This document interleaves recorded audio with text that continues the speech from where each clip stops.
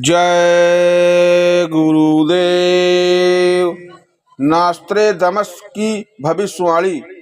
गुजरते समय के साथ साथ ऐसा समय आएगा कि समय का अंतर कोई महत्व ही नहीं रखेगा। धरती और सागर में एक और भयंकर युद्ध होगा। नास्त्रेदमस की इस भविष्यवाणी ने तीसरे विश्व युद्ध की ओर संकेत दिया है। वह युद्ध इतना विनाशकारी होगा कि धरती, आकाश, पाताल तथा समुद्र चारों ओर विनाश ही विनाश नजर आएगा। मानवता के इतने बड़े विनाश के बाद समय का अंतर भी किसी को याद नहीं रहेगा। वह युद्ध कब होगा, इसकी तारीख उन्होंने नहीं बताई। द्वीपों में इतना भयंकर उत्पात होगा कि आपसी झगड़ों के अतिरिक्त कुछ भी सुनाई नहीं देगा। आक्रमणों की धमकियां का इतना अधिक प्रभाव होगा कि हर कोई महासंघ से जुड़ने में ही अपनी भलाई महसूस करेगा। जैसे ही सूर्य उदय होगा वैसे ही युद्ध के शोले भड़क उठेंगे। खतरनाक आवाजें और आग की चिंगारियां उत्तर से उठेंगी। हर तरफ मौत का साम्राज्य होगा। महामृत्यु, अकाल, आग एवं घातक शास्त्रों का रूप धारण करके आएगी। यह एक खतरनाक और खौफनाक भविष्यवाणी है जो विनाश की राख में दबी हुई चिंगारी सी प्रतीत होती है।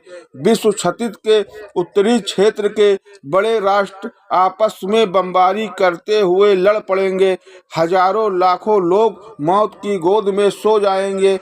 यदि यह कहूँ कि नास्त्रेदमस की इस भविष्यवाणी को तीसरे विश्व युद्ध की चेतावनी समझा जाए तो यह भी सत्य है।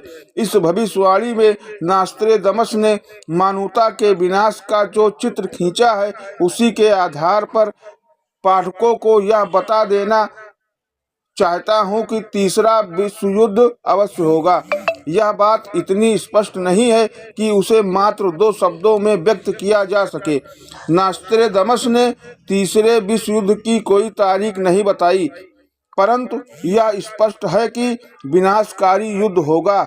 यह भी हो सकता है कि 2 महाशक्तियां अपनी पुरानी शत्रुता को भुलाकर किसी तीसरी महाशक्ति के विरुद्ध लड़ाई आरंभ कर दे, और यह तीसरी महाशक्ति केवल चीन ही हो सकती है, जो इन दोनों पर सूर्य उदय होने के साथ ही आक्रमण कर देगा।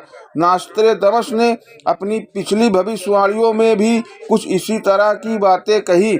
हम इस भविष्यवाणी को उन भविष्यवाणियों के साथ जोड़कर पढ़े तो हमें स्पष्ट हो जाएगा कि तीसरा विश्व युद्ध होने से कोई रोक नहीं सकता। आज के हालात तो हमारे सामने है ही। अमेरिका और रूस जैसी दोनों महाशक्तियां आपस में मित्रता का व्यवहार कर रही हैं। अब तीसरी महाशक्ति केवल चीन ही बचती है। नास्त्रेदमस की इस महाभविष्यवाणी को ऐतिहासिक और विशेष भविष्यवाणी की संज्ञा दी जा सकती है। इस रात को सूर्य उदय होते देखेगा और आदमी सूअर जैसे मुखौटे पहने होंगे। आकाश में भयंकर आवाजें आएंगी और रात के सन्नाटे में खूंखार पशुओं के रोने की आवाजें भी सुनाई देंगी। विश्वविख्यात भविष्यवक्ता नास्त्रेदमस की इस भविष्यवाणी का अर्थ काफी गहरा है। रात के समय सूर्य उदय होने का अर्थ आकाश में चलने वाले प्रक्षेपास्त्रों से है। युद्ध में जब मिसाइलों का प्रयोग होगा तो हवा की गति से कहीं अधिक तेज चलने वाली मिसाइलें बिल्कुल ऐसी नजर आएंगी जैसे सूर्य तेजी से भाग रहा है। सूअर के मखौटे का अर्थ है जब लोग जहरीली गैस से बचना चाहेंगे और सैनिक रासायनिक शस्त्रों से बचने के लिए मुंह पर जो मास्क व हेलमेट लगाएंगे तो उनके चेहरे सूअर के मुंह जैसे ही दिखाई देंगे। अंतिम दोनों पंक्तियों से भयंकर युद्ध होने के संकेत मिलते हैं। इस युद्ध में जो विनाशकारी शस्त्र प्रयोग किए जाएंगे उनसे इतने लोग मरेंगे कि चारों ओर मौत की सी खामोशी के सिवाय और कुछ नहीं होगा। केवल चील, कौवे, गिद्धों की आवाज सुनाई देगी। इंसान दूर दूर तक नजर नहीं आएंगे।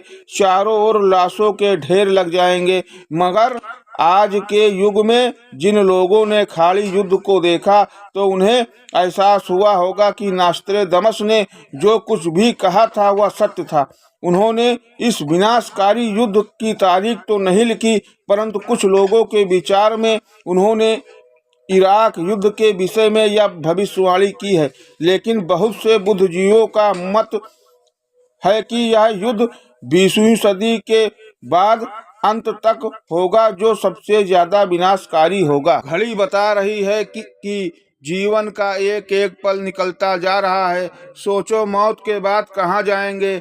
अब ऐसा समय आ गया कि आप सब लोग शाकाहारी, चरित्रवान, नशे से मुक्त, देश प्रेमी, धर्म प्रेमी बनकर कुदरती कहर का मुकाबला करो, नहीं तो आस्तविक ही मिट जाएगा। भारत धर्म परायण देश है, यहाँ धर्म का बड़ा महत्व है, इसलिए धर्म पर राजनीति नहीं होनी चाहिए, बल्कि राजनीति में धर्म लाना चाहिए। याद रखो, भारत जैसे देश में जब माँ बहन बहू बेटी की पहचान खत्म हो जाती है, तब महाभारत जैसा विनाश होता है। इसलिए चरित्रवान बन जाओ। जल, पृथ्वी, अग्नि, वायु, आकाश, ये देवता नाराज हो चुके हैं, सजा देने के लिए तैयार हैं। बचने के लिए सत्य, अहिंसा, परोपकार व सेवा धर्म को सब लोग धारण कर लें। हड़ताल, तोड़फोड़, आंदोलन, धरना, प्रदर्शन, आगजनी या किसी समस्या का हल नहीं है। इनसे सदा दूर रहें। देशभक्त सर्वोपरि भक्ति है। जात पात यानी कौम, कौमियत यह तो लोगों ने बना लिया, मालिक ने तो केवल इंसान बनाया। तिफरकेबाजी करोगे तो उस मालिक को तकलीफ होगी। याद रहे, हर पशु पक्षी व मनुष्य में मालिक की अंश जीवात्मा है। इनकी हत्या करने से कोई देवी देवता खुश नहीं हो सकते। आप लोग शाकाहारी, सदाचारी, ईमानदार व मेहनतकश बने रहें, वरना पाप से बोझिल ये धरती हिलेगी। भूकंप आएंगे, सूखा, बाढ़, तूफान, आगजनी का प्रकोप बहुत बढ़ जाएगा। मानव जीवन अनमोल है। इस समय पर मानव और मानवता को बचाने के लिए जाति, धर्म, हर तरह तरह का वाद खत्म करके चिंतन मंथन विचार में सभी लोगों को लग जाना चाहिए। शराब और मांस के सेवन से खून गर्म और बेमेल होकर काम, क्रोध, लोभ, मोह और अहंकार तेज करके मनुष्य का नाश करा देता है। इसलिए नशा मुक्त व शाकाहारी रहो। सदैव याद रखो, जो तुम कर रहे हो उसको मालिक देख रहा है, और जो कह रहे हो उसको वह सुन रहा है। एक दिन पल पल का हिसाब तुमको देना पड़ेगा। आत्मधन के बराबर कोई भी धन नहीं है। इसी धन से अर्थ, धर्म, काम व मोक्ष की प्राप्त हो सकती है। जग के धन, मान व प्रतिष्ठा ने किसी का भी बराबर साथ नहीं दिया। इसमें लिप्त लोगों को धोखा ही मिला। जय गुरुदेव।